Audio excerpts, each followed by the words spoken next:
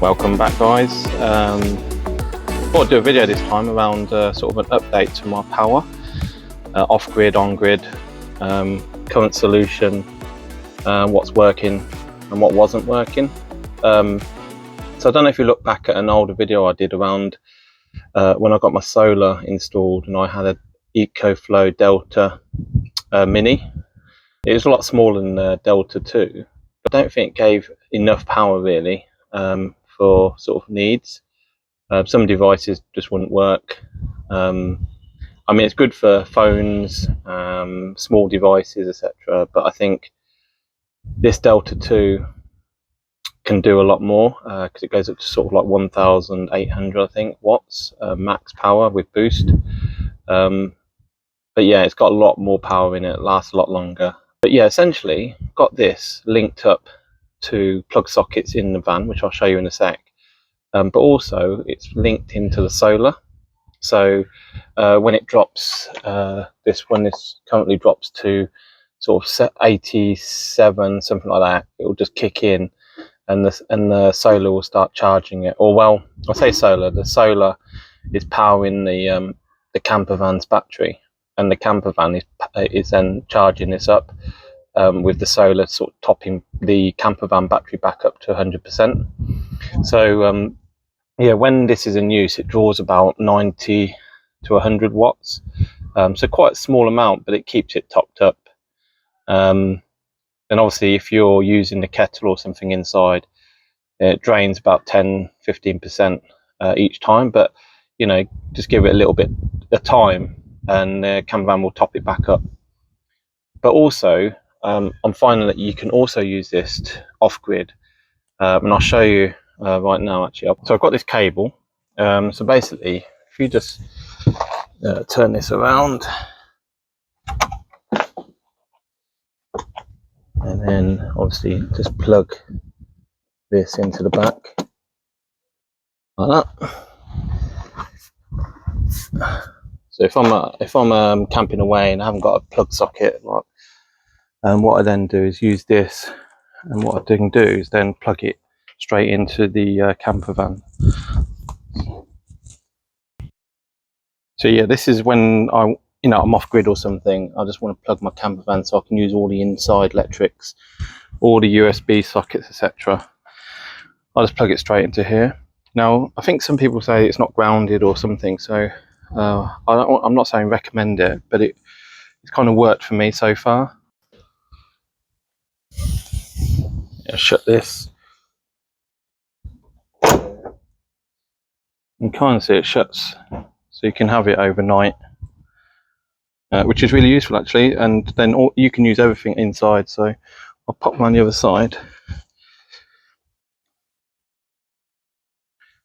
Let's come straight in actually.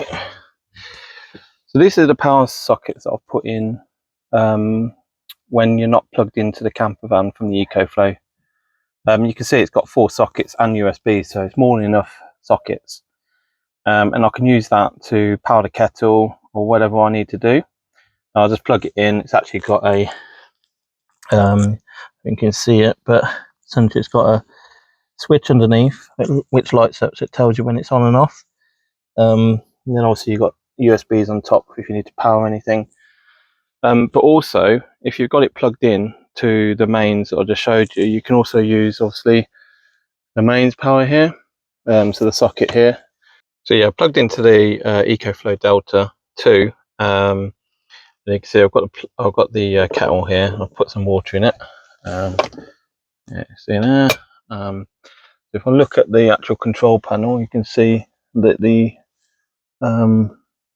light showing and it's hooked up. So it thinks it's hooked up to a mains.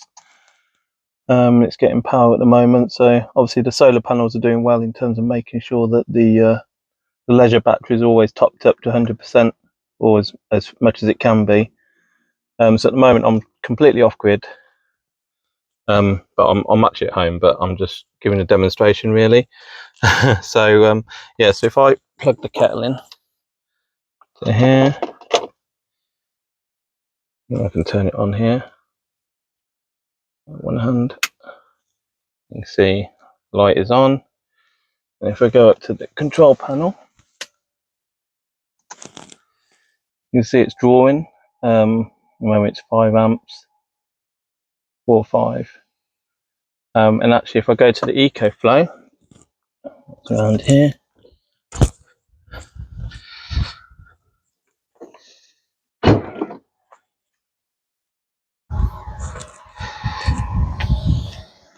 You can see it's drawing power. So 1300 watts is being drawn, and actually the solar is inputting 100 watts at the moment, just because it's sort of below 88%, so it kicks in. But yeah, if I go back to the kettle, right, so if I unplug it from here, actually, so if I turn it off here like that, and then unplug it from here, what I can also do is use these sockets down here like that. And then what I need to do is, there's a switch underneath here to turn it on. And then if I switch this on here, there you go, because that's plugged directly into the Delta 2 then. So you don't need to use the hookup from the Delta 2. So if you can't be bothered to do that, then obviously you can't use the, obviously internal plugs and USBs that need hookup. So mainly this unit here is when you're hooked up. But yeah, you can use the plugs that are directly plugged into the back of the EcoFlow Delta 2, and it does exactly the same. But obviously from that, it's not drawing from the camper van's power. So if I look at here, you can see it's not really drawing anything from, it's only 1 amp, but that's kind of just, I think, normal draw from a few things that I've got always on. Yeah, I'm currently using this device at the moment, this Anker 737 power bank. It's 24,000 milliamp hour. I've got 92%, but if you click it again, it kind of gives you sort of high level of what you've done to date, usages, etc. But it's got 140 watt charge, so obviously it can charge a MacBook Air about 1.3 times. And obviously, if you've got phones and stuff, this thing will charge them for quite a few charges. So you've got 2 USB-Cs and a normal USB, and then you've got one that is in, one that's out, in terms of to charge it. And it charges quite quickly actually if you've got a fast charger. But I've dropped this a few times actually, so I had to be careful. But I've dropped this a couple of times, but it's been fine. But yeah, fully recommend this. Not sponsored or anything. I just picked this up and I've used it. When you're out and about, put this in your backpack, and you're pretty good to go for quite a couple of days actually. Or if you're off grid and you've got power issues and you need to work or need to chill and you want to power a laptop, or even if you want to power something outside like lights or something, you can just plug them straight into this, like fairy lights, or I was just thinking a projector. If you want a projector, you could just plug the projector straight into here to give it that extra bit of power and time. But yeah, well, I'll leave it there. But that's my sort of summary of sort of off-grid power and what I currently use, and kind of how I use it. Hopefully it's helped someone. But if you like this video, please do like and subscribe, and I'll see you on the next video. Cheers, bye.